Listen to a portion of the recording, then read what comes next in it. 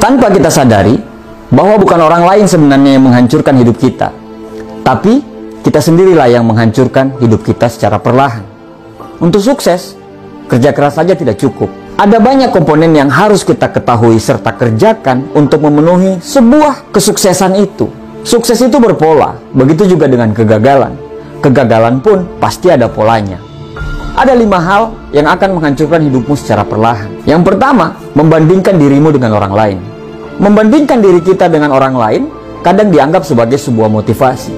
Tapi, ketika kita membandingkan sesuatu yang dia punya dengan sesuatu yang kita tidak punya, justru malah makin membuat kita semakin tidak percaya diri. Misalnya, kamu membandingkan dirimu dengan temanmu yang diciptakan dari lahir dengan paras yang sangat cantik. Sedangkan kamu diciptakan dengan paras yang biasa-biasa saja. Kita ini berbeda. Orang tua kita beda, tidak sama. Tiap manusia memiliki takdir dan penciptaannya masing-masing. Tapi, yang harus digarisbawahi adalah bahwa manusia memiliki kekurangan dan kelebihan masing-masing. Mungkin kamu bisa kurang dari hal yang lain, tapi pasti kamu akan dilebihkan dalam hal yang lain. Jangan selalu membandingkan kekuranganmu dengan kelebihan orang lain. Jangan selalu membandingkan hidupmu secara nyata dengan postingan orang lain di media sosial. Tidak adil rasanya. Kalau kamu selalu membandingkan, maka kamu akan selalu merasa kurang dan selalu berpikir bahwa Tuhan memperlakukanmu secara tidak adil. Belajarlah untuk menerima kekurangan dan mulailah mengasah kelebihan. Tuhan itu sangat adil, kita aja yang tidak bersyukur. Yang kedua, terlalu baper. Menggunakan perasaan dalam setiap tindakan kita adalah hal yang baik. Saat rasa dan logika seimbang, maka setiap kerjaan dan setiap keputusan akan sesuai dengan porsinya. Tapi sesuatu yang terlalu akan sangat tidak baik. Sama halnya dengan terlalu baper. Orang yang bapernya over akan cenderung selalu negatif dengan hal-hal yang sebenarnya tidak ada. Contohnya, ketika kita komen di foto Instagram teman, tapi kebetulan pada saat itu teman kita tidak bisa membalasnya karena mungkin tidak melihatnya.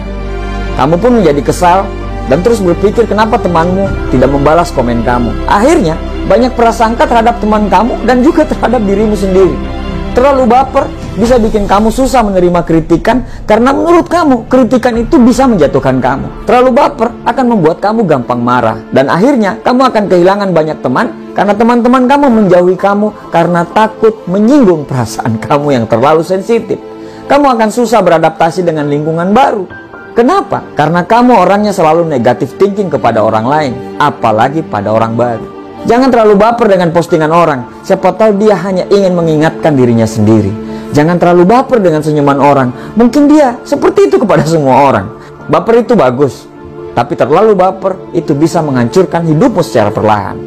Yang ketiga, sering protes dengan keadaan. Mungkin mayoritas orang-orang di dunia ini akan mengatakan bahwa hidup itu anugerah. Tapi ternyata ada sebagian orang yang merasa hidup itu penuh ketidakadilan dan penuh kesedihan. Bahkan kata-kata mereka kalau lagi membela diri itu seperti ini. Aku itu tidak ingin dilahirkan seperti ini. Jika bisa memilih, aku tidak ingin dilahirkan. Siapa yang bisa memilih lahir dari anaknya siapa? Anaknya dokter mungkin, profesor, pemulung, tukang ojek, atau siapapun itu. Hidup itu proses, bukan banyak protes. Bill Gates mengatakan, lahir dalam kondisi miskin itu bukan salah kita.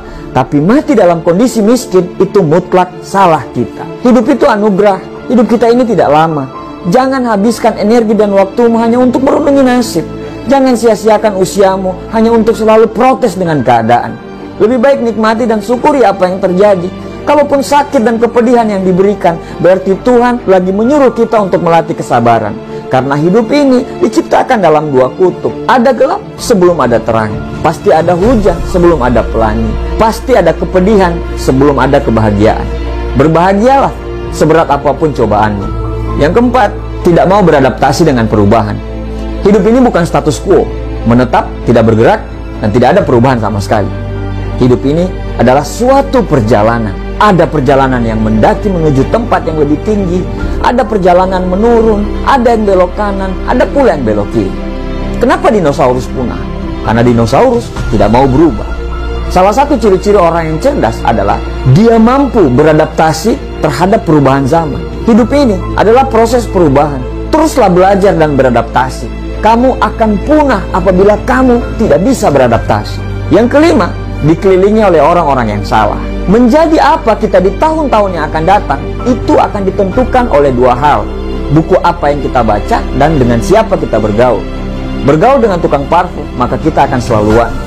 Bergaul dengan maling, maka kita bisa menjadi maling. Bergaul dengan orang yang banyak drama hidupnya, maka hidup kita pun hanya menjadi panggung sandiwara. Dengan siapa kita bergaul akan membuat hidup kita sukses atau malah bisa menghancurkan kita.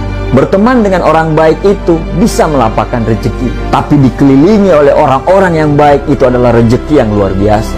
Sukses itu hanya milik orang-orang yang percaya dengan dirinya, tidak terlalu baper, tidak banyak protes dengan keadaan, selalu bisa beradaptasi dengan perubahan, dan selalu dikelilingi oleh lingkungan yang memaksa dia untuk bisa sukses. Terima kasih.